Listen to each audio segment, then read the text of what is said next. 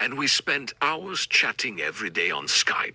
Very quickly we became close and we all followed each other on social networks. I got very close to one player, his name was Peter. He was in the same class as me, even though we didn't go to the same high school. I had heard rumors that he had a crush on me, rumors that he denied. It made me laugh because we only knew each other online. At first everything was fine, but little by little I began to feel uneasy during our conversations. I began to catch him in little lies, which annoyed me. So I decided to distance myself and stop talking to him. A few months later, when we were no longer in touch, Peter sent me a message out of nowhere. He told me he was considering changing high schools to come to mine, so he could benefit from state tuition. His plan? Living alone, getting by financially while finishing high school. My stomach got knotted. All of this seemed very disturbing and out of nowhere. I tried to stay calm and told him his plan was insane. It was strange that my high school was chosen. He insisted it was a pure coincidence and that everything was going to work out. I was still hoping he was bluffing, but shortly after, he told me that he had already bought his plane tickets to visit my high school and stay in my city. Fear took over me when I realized that Peter was totally serious, and that he had developed an unhealthy obsession with me. He wasn't bluffing. Even worse, he posted a picture on Snapchat from the airport. He suggested we meet during his stay. I refused. Later he posted more stories showing him taking a tour of my high school, filming and taking pictures, probably in the hope that I would see them. Luckily that day, I was at home with pneumonia, so I didn't have to confront him. For the next few days I was constantly on the qui vive, terrified that it would show up at my house. Fortunately, he never managed to find out where I lived, and he ended up going home, abandoning his project. What shocked me was that the rest of the online group never. I was the only one who saw something alarming. I hoped that by refusing to see him and keeping quiet, he'd leave me alone. But 2 years later, right after I announced that I had been accepted into the university of my dreams, Peter reappeared. I had been foolish enough to keep following him on the networks to check that he wasn't lurking around. With this caption, "Transferring me here is clearly the right plan." I don't know if he really did, but I never ran into him on campus. A few months later, he found out I had a boyfriend. He contacted me on Skype for the first time in 2 years. "Do you think he can protect you out of fear?" I immediately blocked it and removed it from all my networks. I admit I've made mistakes. At the time I was young, scared, and surrounded by people who kept telling me it wasn't that bad. He hasn't contacted me since, but that doesn't mean he's not watching me today. This is the story that taught me things in the worst possible way. You can roll your eyes and point out all the bad decisions I've made, and you'd be right. But I sincerely believe that you can only make good decisions by learning from bad experiences. I am a girl, and I had a friend at the time who I considered a brother. Someone I could confide in and in whom I had complete confidence. I met him at school during a 4th grade sports day. We'll call him Joshua.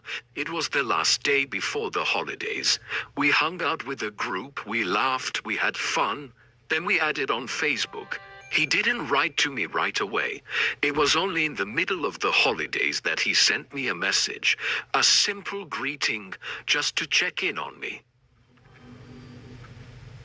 I was very lonely at the time and hadn't had a real friend since elementary school, so I was flattered. We started talking regularly, and when I moved, He told me that he lived only 10 or 15 minutes from my house. It meant we could see each other from time to time. I was thrilled. I had never invited friends over before. It was new to me. A year later, we became best friends and had the same interests. We walked around town, we went to the movies, we swam, we confided our secrets. We did everything together. But that's where everything started to fall apart. Joshua had a boyfriend in Charlie, and Joshua knew it very well. He spent his time saying that Charlie didn't deserve me, that he didn't respect me, or that he said bad things about me behind my back. When I asked him for proof, he was silent. Looking back, I realized how blind I was. I put him in the friend zone and it drove him crazy. But at the time, I didn't really care. On joining my Skype calls with Charlie, he was told no because it was rare for me to talk to Charlie between his work schedules and my studies. Every time he refused. Joshua was texting me like, if you were really my friend, you'd let me join. Then 30 minutes later, sorry, I was childish. All my online friends, including Joshua, knew I was a big gamer. I had started a new online game, but I had avoided telling Joshua about it so he wouldn't follow me. He had already done it 2 times, and he always insisted that we play together. I had found a super guild that raided twice a week. Through a mutual friend in which I was. He signed up, joined my guild, under the same alias he always used. Impossible to miss it. He would start talking behind my back, harassing the girls in the group and pissing everyone off. And he thought he was funny. Every sentence was a rotten reference. He would interrupt our raids by landing on the vocal and blasting the music. Too much. I called him on Skype and ended our friendship. He didn't take it well. He insulted me, threatened to spill all my secrets to my friends, told me he was going to destroy my life. I hung up, blocked him, and thanked heaven I never had to talk to him again. But I had forgotten one crucial detail. He knew where I lived. I had been avoiding him for a month, spending time with my guild. I had no desire to see him again. Then, 3 weeks after our last discussion, something disturbing happened. I suffer from insomnia. At night, I often look at the streetlights out the window, and that's where I saw him. Josh was standing under the lamppost closest to my house. My room overlooks a small balcony that is easy to climb thanks to the legend hose. I have already sneaked in there myself. I often leave the window open because it is too hot. At night, I had no fan, and the AC was down. But that week it was very cold, so I closed the window. Thank God, 15 minutes later I saw it approaching, start climbing. I was paralyzed with fear.